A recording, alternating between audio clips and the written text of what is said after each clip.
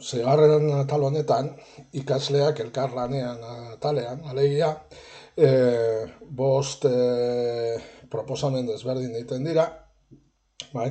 Lehenengoa, bilaketen gainekoa, informazioa modu eraginkorrean eta biltzeko estrategiak landu nahi dira, eta eredua dago oinarrituta enpleagarritasunerako ibilbide profesionala moduluan. Bai? Orduan ikasleari eskatzen zaiona kasu honetan da lan merkatuan murgiltzeko estrategiak sortzea. Bai?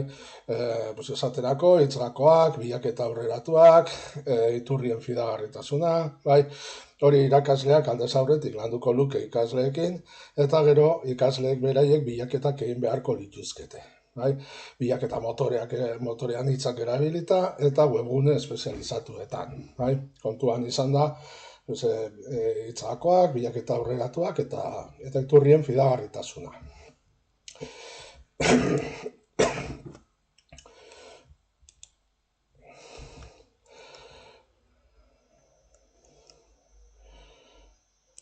Bigarren atalean,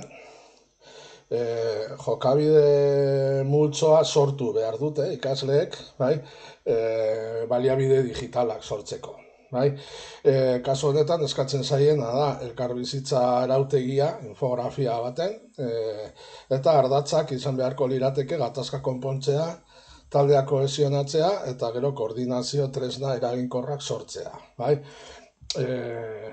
Tresna hori guztiak, jokabide multzo hori guztia, aho batez onartu beharko lukete taldeko kideek. Bai?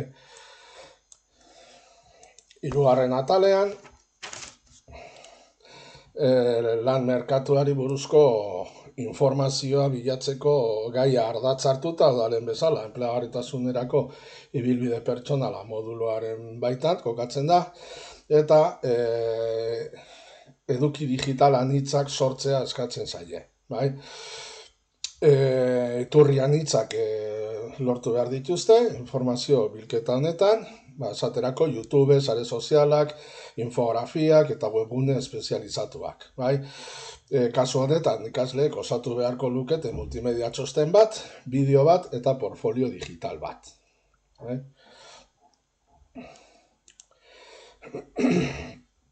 Laugarrenean, teknologia digitalen erabilera kritikoa eta arduratsua lantzeko proposatzen den jarduerak dira, kontuan izan behar dituzte, datuen pribatutasuna, segurtasun digitala, arriskuak eta sare sozialen erabileraren ondorioak, iturrien fidagarritasuna eta lanbide irudi digitala. Azken batean, pentsatu behar dugu,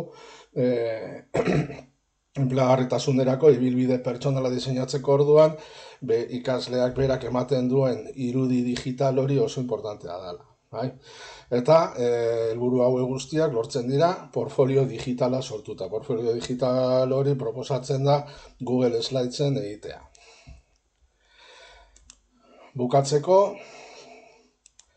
arazo digital simpleak ebazteko proposatzen dena da fitxategien arteko bateragarritasuna, software eguneraketak, pribatutasun ezarpenak eta pasaitzak berreskuratzea lantzea. Bai? Kasu honetan ikasleek bideo tutorialak grabatu beharko lituzkete, pantaiak arazo horiek, proposatutako arazo horiek ebazteko eta pantaia grabatzea, tutorialak egitea. Bai OBS, tresnarekin, edo bai gero bideo edizioa OpenShotekin. Eta gero, inkluso, hori YouTubera igo liteke.